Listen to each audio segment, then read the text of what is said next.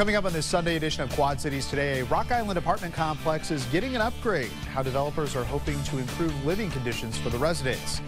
And the Irish traditions continue. A look at how Quad Cityans celebrated St. Patrick's Day this weekend. Quad Cities Today starts right now. Live from the KWQC studio, this is Quad Cities Today.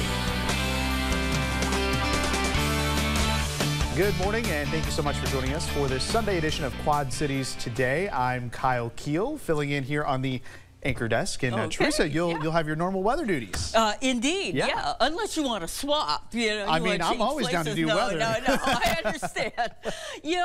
We saw a very, very chilly, very cold and windy day on Saturday. I spent 2 hours up in scaffolding helping co-host the KSI race. So have you thawed out yet? I did thaw out just a bit. It took a while, but it's nice to see the sunshine today. Of course, we had the clouds, the flurries, and the wind yesterday, but today's going to be vastly different. Actually, it is, and we're already enjoying some sunshine out there, along with some milder air starting to move in. Sunny and breezy conditions on tap for your Sunday, and as we take a look outside, plenty of sunshine and clear blue sky to be found.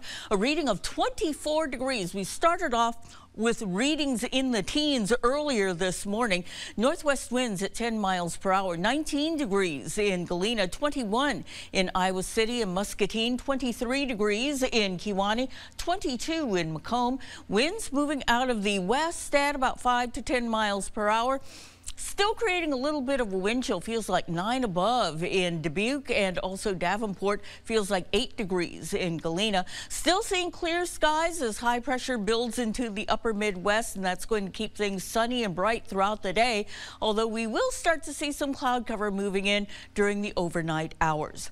As far as our temperatures go, readings expected to reach into the 30s to near 40 degrees for this afternoon. We'll see a high of 39 degrees. New this morning, a garage fire is under investigation in East Moline.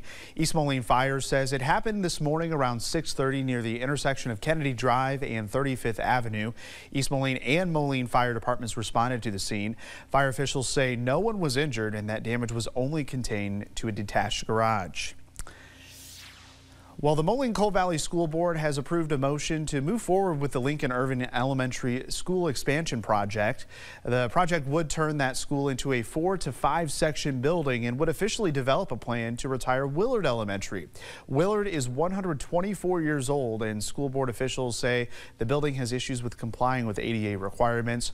Right now, the plan is still in the early stages of development, with the district officials don't anticipate beginning project construction until at least 2026.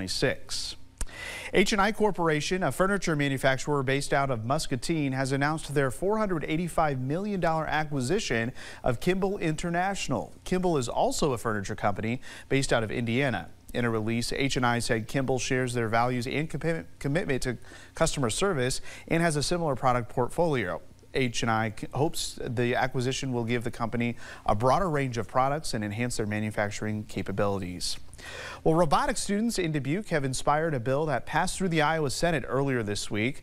Last summer, students got to meet State Senator Pam Yoakum at the Dubuque County Fair and share their story. The students inspired a bill that would make robotics teams a state-sponsored sport and activity, which could help bring more robotics programs to Iowa schools. So we've been reaching out to teams all across Iowa and just telling them that the bill is there and what they should write to their local people. And it's been really cool just to see the impact. It really just opened up this idea of getting rid of the stigma that it's not just for nerds or things like that. And it's really just building a community and being able to inspire the kids of Dubuque.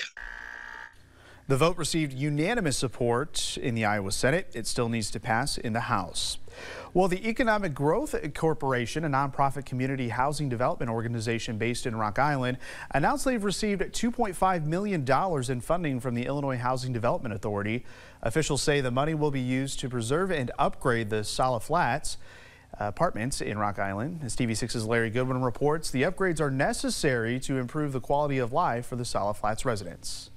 The Vice President for Economic Growth Corporation, Charlotte Flickinger, tells us how this funding came about. Well, that came about based on our long-standing relationship with IDA.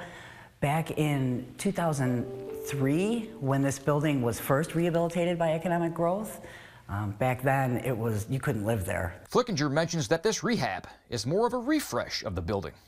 We're really just getting new appliances, we're getting some new windows, new security system, things that will improve the quality of life for the tenants and extend the longevity of the building. Flickinger also touches on why she thinks this upgrade is necessary. These folks who work for a living but maybe don't make as much as you need to live in a $1,500 a month unit need somewhere safe and quality to call home. With the goal to improve the quality of the building, Flickinger says she thinks this upgrade will mean a lot to the tenants. Well, they'll be very happy to get all new appliances, right? We won't have to keep fixing that dishwasher over and over.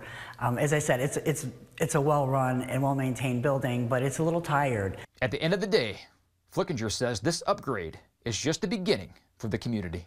I think that it'll be one thing of many improvements going on in downtown Rock Island. And as I said, we have a wonderful group of tenants now, and we hope to give them even more pride in the place they call home in this building. In Rock Island, Larry Goodwin, TV6 News. South Flats is listed on the National Register of Historic Places as the last remaining historical apartment in downtown Rock Island. Well, St. Patrick's Day may have been Friday, but the celebration continued this weekend.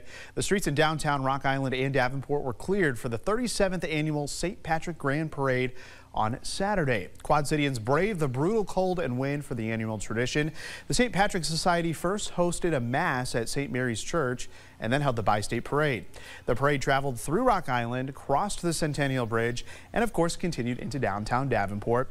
Parade goers say it's an event worth traveling for.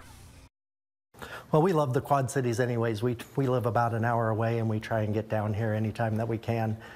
This is a great parade, covers 2 states, and it's one of the best ones that we've ever seen. So we really appreciate coming down for this one.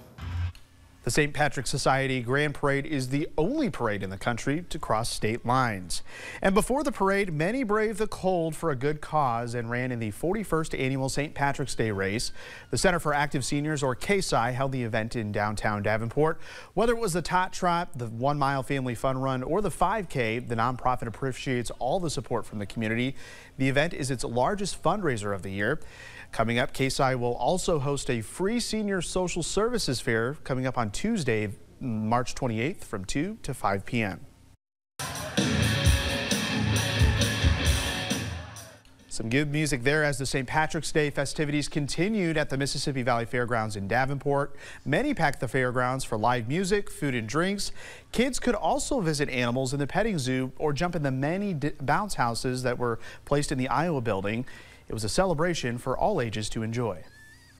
Out here we've always enjoyed St. Patrick's Day, so we thought we'd come down, enjoy the festivities here at the Mississippi Valley Fairgrounds.